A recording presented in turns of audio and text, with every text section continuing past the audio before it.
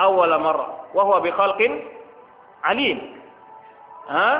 Makanya Allah jawab, katakanlah yang akan menghidupkannya kembali adalah alladzi ansya'aha awwala marrah, yang telah menciptakan di awal pertama sekali. Itu yang kami hidupkannya.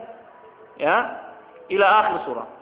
Falau rama alamul bashar wasahum wa aqdaruhum 'alal bayan, kalau seandainya orang yang manusia yang paling tahu, yang paling fasih, yang paling mampu menerangkan permasalahan ini, ya berusaha dia, kalau seorang berusaha ya, manusia yang paling, kalau berusaha manusia yang paling berilmu, yang paling fasih, yang paling mampu menjelaskan dengan kata-katanya, ayat bi ahsani min hadhil hujjah, ini untuk memberi keterangan yang lebih jelas dari ini, menjadikan hujjah lebih jelas, lebih bagus dari ini, atau mithliha, atau umpamanya fi alfadzin tusyabih hadhil alfadz, itu lafaz-lafaz yang mirip dengan lafaz-lafaz ini, fil ijaz wa adillah, itu dari segi keringkasannya ijaz, kemudian tepatnya mengena dalilnya, wasyatil burhan, kemudian apa?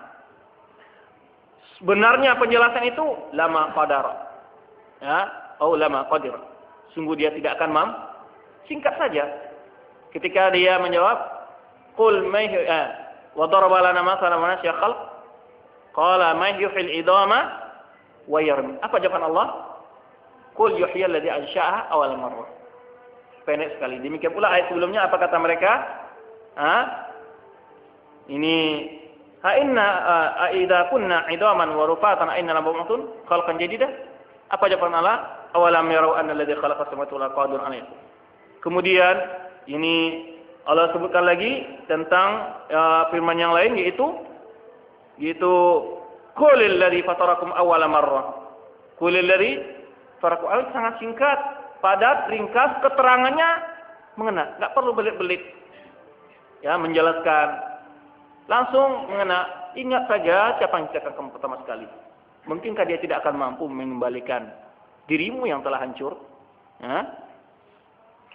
Kemudian ini fa inna subhanahu wa ta'ala iftataha lil hujjah bi su'al awradahu mulhidun. Maka Allah Subhanahu wa ta'ala membuka hujjah ini dengan pertanyaan yang dikemukakan oleh orang-orang ateis, ya, iqtada jawaban, yang meminta untuk dijawab. Fakana fi qawlihi, maka terdapat dalam firman-Nya wa nasya khalqa ma wafa bil jawab.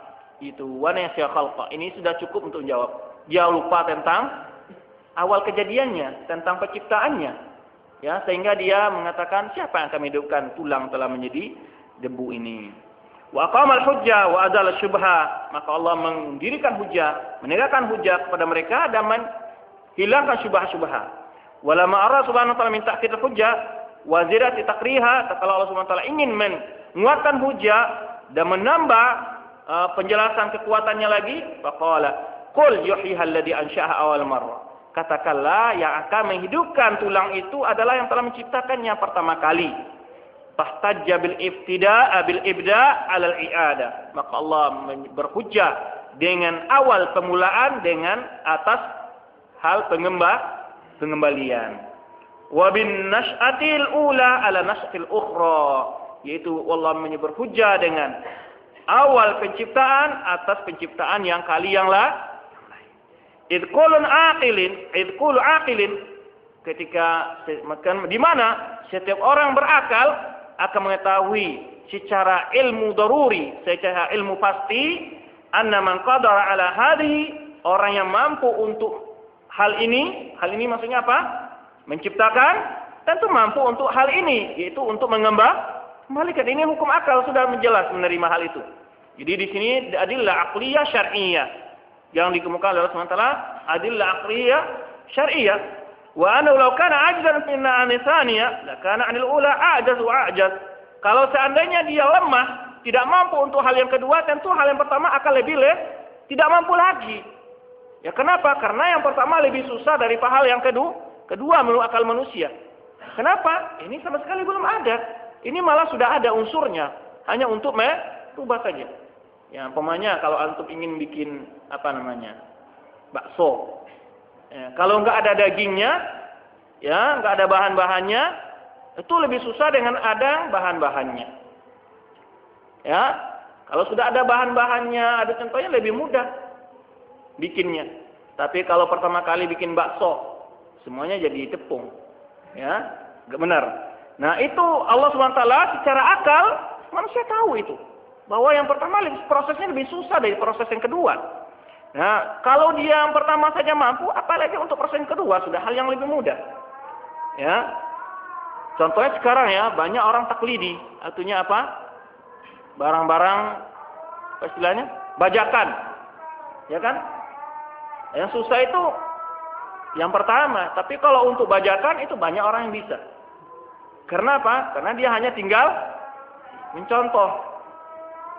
Kemudian, wala makana al-khalqu yastazim qudratul khaliq ala makhluqihi tatkala penciptakan itu adalah melazimkan, harus memiliki kemampuan bahwa sang khaliq memiliki kekuasaan yang luas, ya, yang maha kuasa atas makhluknya, dan juga menuntut ilmu yang dengan tafsil khalqihi, dengan ilmu yang rinci tentang penciptaannya, asba'at dzalika qawli wa huwa bikulli khalqin alim. Maka Allah SWT dengan salah satu maha tahu.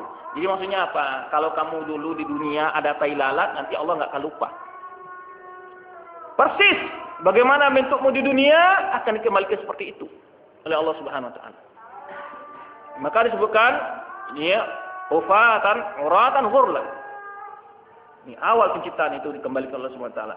Allah Maha tahu dengan sangat rinci penciptaan makhluk ini. Tidak satu pun yang akan luput oleh dia. Ya. Fahuwa alimun bi tafsil khalqil awal. Maka Allah SWT Maha tahu dengan rincian penciptaan yang pertama. Wa juz'iyati, dan bagian-bagiannya. Mawadihi wa suratihi, dengan unsur-unsur yang tersusun dan juga bentuk dan rupanya. Itu Allah SWT tahu. Ya, ketika waktu dulu hidungnya mancung, nanti di akhirnya hidungnya enggak pesek.